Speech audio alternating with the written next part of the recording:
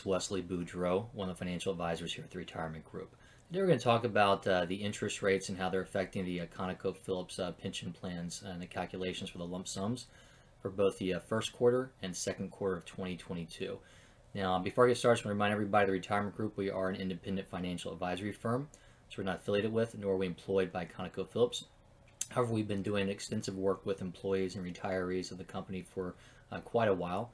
So if you have any questions about how these affect your potential retirement plans, just reach out, give us a call at 1-800-900-5867. Now, before I kind of go through this, a little bit of a refresher as far as the interest rates and how they affect your pension plan. I want you to keep in mind this does not have a bearing on the cash balance plan. This is primarily for the defined benefit plan for Conoco and the Phillips retirement plan. So that's a classic defined benefit plan, in which case there's a calculation to determine what your single life annuity is going to be. They look at your years of service, final average pay, and Social Security to determine how much they're going to give you for the rest of your life.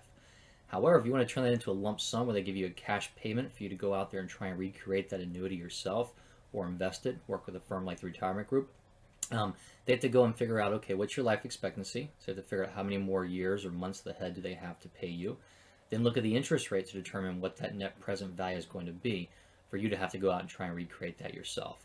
So what happens is when interest rates are lower, they have to give you a higher lump sum because it's that much harder for you to go out and try and generate that yield or that income to try and perform or outperform the annuity. So think about it like a mortgage. When interest rates are low, you can get a bigger house or a bigger mortgage. When interest rates are low, you get a bigger lump sum.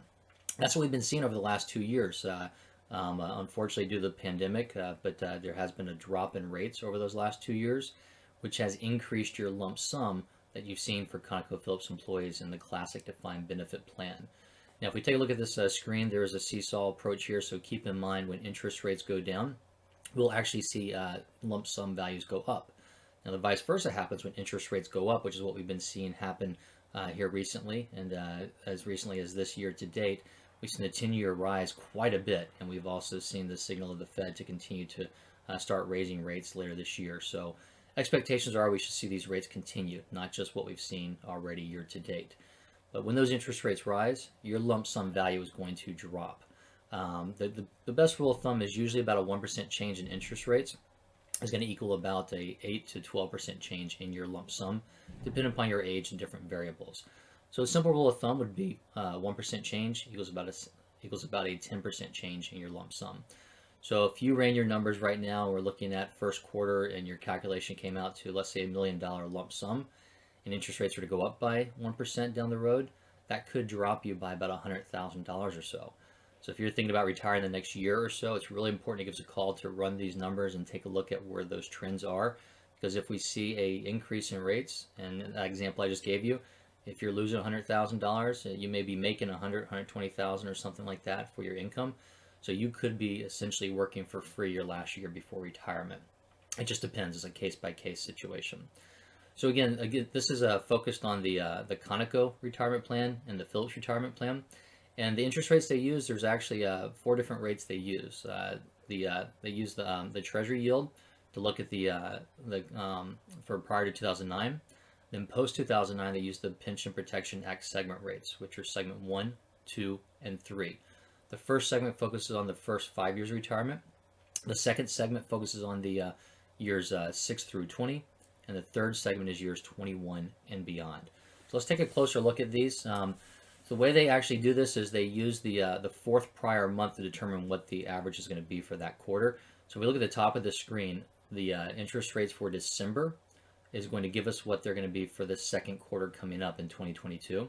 That first segment is 1.16%, then 2.72%, then 3.1%, and the 30 year is going to be 1.84%, that average. The rates that were in September gave us what they're going to be for the first quarter we're in right now for 2022, and that's a little bit lower, 0.7%, 2.55%, and 3.06%. We do have a couple of other items in here highlighted that are not going to be applicable right now, but it gives you reference. If we go back to December 2020, which gave you the second quarter of 2021, you actually saw the lowest rates we've seen in the history at 0.51, 2.26, and 3.01. If we go back a little bit farther to the fourth quarter of 2019, you will actually see the rates at about 3.51%. So these are here for reference to show you where they've been and how they could go. So right now, obviously, they're off those lows of that 2.26. But if we're looking at somebody retiring right now, and working with a few people here where we've actually had them kind of hold off until first quarter, because we actually saw, if you notice this, that second segment right there, for the fourth quarter it was 2.7, then it dropped to 2.55. So that drop gave them a bump in their actual pension plan lump sum. Now we're on the opposite side. We're seeing that that interest rates go from 2.55% in the middle segment up to 2.72. So that increase right there was about 13 basis points or so, or excuse me, about 12 basis points. I remember we said 1% equals about 10%. So that's gonna give you about a 1.25 to 1.5% change or so in your lump sum. So again, if you had $1 million lump sum, it could be going down by about 15,000 or so. However, like I said, the trend we're seeing right now with the 10-year, with the Fed, letting us know they're going to be raising rates, with the inflation we're seeing right now everywhere, it's only a good assumption to think those rates will continue to rise. So we'll look at those quarter by quarter.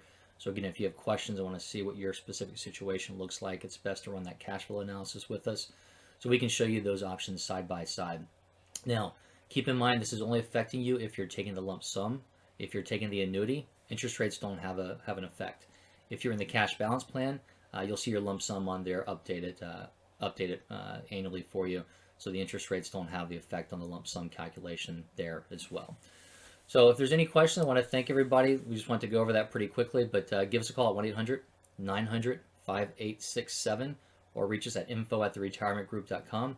Or if you'd like to schedule an appointment with myself or one of the other advisors here, you can go ahead and hold your phone up to the scheduling QR code up there. Also, if you'd like to make sure you're updated on our LinkedIn page, where we give you all the ConocoPhillips updates as we get them, you can do that as well.